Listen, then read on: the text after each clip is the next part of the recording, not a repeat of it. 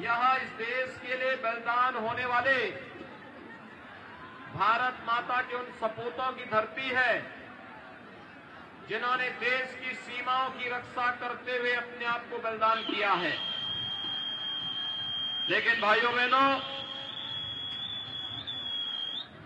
Samajwadi party और Bahujan Samajwadi party ने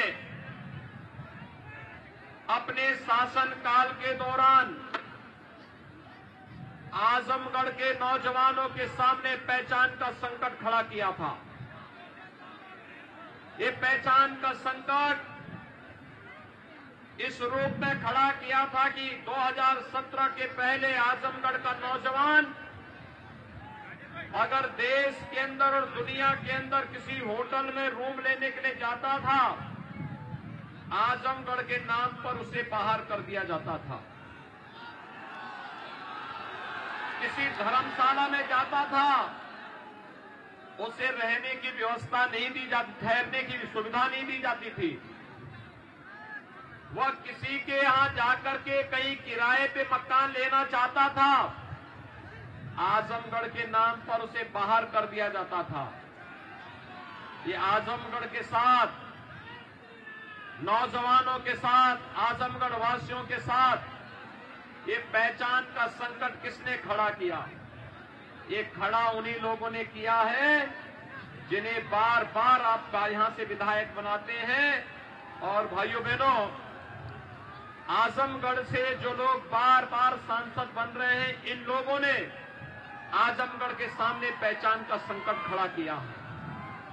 याद करिए, अभी हाल ही में मैं आपसे पूछना चाहता हूं, क्या 2017 के बाद उत्तर प्रदेश में आजमगढ़ में कोई दंगा हुआ है क्या? 2017 के पहले तो आजमगढ़ भी सुरक्षित नहीं था। कोई पर्व और त्योहार नहीं मना सकते थे। अराजकता चरम पर थी, गुंडागर्दी होती थी और जिस तरीके से अव्यवस्था फैला करके जीवन के साथ खिलवाड़ होता था और किसी से छुपावा नहीं। भाइयों बहनों, याद करिए, अभी अहमदाबाद की एक कोर्ट ने अहमदाबाद में 2008 में हुए सीरियल ब्लास्ट के मामले में 38 आतंकवादियों को फांसी की सजा दी है। उसमें से दुर्भाग्य से कुछ आतंकवादियों का संबंध आपके आजमगढ़ जनपद से भी है और आजमगढ़ से जो आतंकवादी फांसी की सजा पाया है, उसमें से एक आतंकवादी के अब्बाजान समाजवादी पार्टी के मुखर प्रचारक हैं, समाजवादी पार्टी के लिए प्रचार कार्य कर रहे हैं। समाजवादी पार्टी की संवेदना गरीबों के प्रति नहीं है, नौजवानों के रोजगार के लिए नहीं है, महिलाओं की सुरक्षा के प्रति भी नहीं है, अन्नदाता किसानों के प्रति भी नहीं है, विकास के लिए भी नहीं है। उनकी संवेदना तो पेशेवर माफियाओं के प्रति है, पेशेवर अपराधियों के प्रति है और आतंकवादियों के प्रति है। क्या 2017 के पहले आपको बिजली मिलती थी? अतरौलिया से जुड़े हुए भाइयों बहनों, मैं आपसे पूछना चाहता हूं, क्या 2000 मिलती थी? आज तो मिल रही होगी ना। बिजली में कोई भेदभाव तो नहीं होता है। 2017 के पहले होती थी। याद करिए, याद करिए, ईद और मुहर्रम में बिजली आती थी और होली और दीपावली में गायब हो जाती थी। मैं सच बोल रहा हूं ना?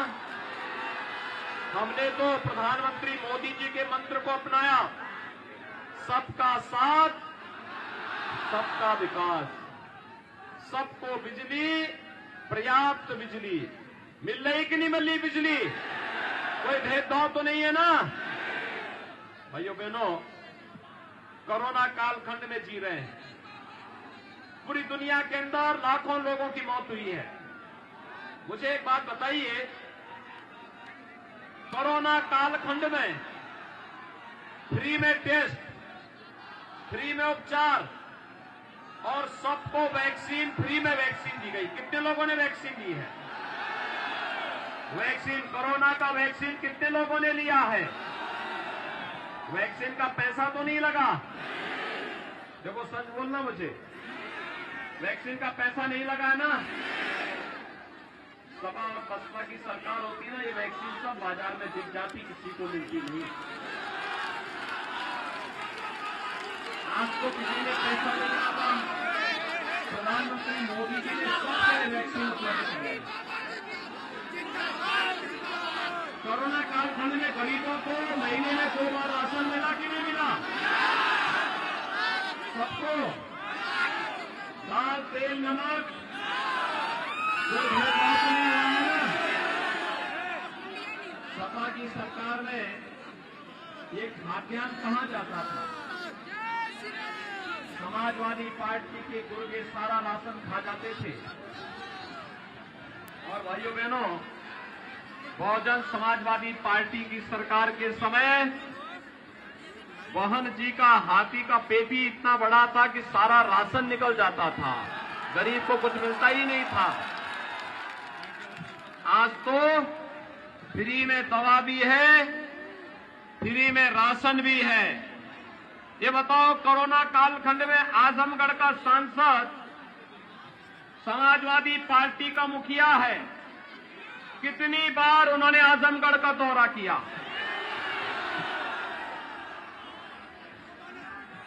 2 साल में एक भी बार नहीं आए। और भाइयों बहनों, अकेले कोरोना कालखंड में 3 बार मैंने आजमगढ़ का दौरा किया था। आजमगढ़ का दौरा, एक संवेदनशील सरकार और संवेदनशील राजनीतिक दल के रूप में सरकार ने भी और भारतीय जनता पार्टी ने अपने दायित्व किया। हर गरीब के साथ, हर नौजवान के साथ, हर महिला के साथ हमने अपनी संवेदना को जोड़ करके विकास की इस प्रक्रिया को आगे बढ़ाने का काम किया। और भाइयों बहनों, ये तो एक झलक है। अभी हमने तय किया है, 10 मार्च के बाद जब फिर से भारतीय जनता पार्टी की सरकार बनेगी, आपको कोई संदेह नहीं होना चाहिए। 6 चरणों के चुनाव हो गए भाइयों बहनों, और जोरदार चौके और छक्के लगे हैं। 350 से विकसित भारतीय जनता पार्टी 6 चरणों में प्राप्त करने की ओर अग्रसर है। अगर आजमगढ़ जिला सहयोग कर लेगा भाइयों बहनों, ये 330 तक रिकॉर्ड जाएगा, 330 तक स्कोर पहुंचेगा। 330 से अधिक सीटें भारतीय जनता पार्टी पाएगी। और मैं इसीलिए आया हूं, अभी तो ये शुरुआत है। अभी तो ये तय किया गया है, जब 10 मार्च के बाद फिर से भारतीय जनता पार्टी गठबंधन की सरकार बनेगी, तो उज्ज्वला योजना के हर लाभार्थी को होली और दीपावली में फ्री में रसोई गैस का सिलेंडर भी उपलब्ध करवाएंगे।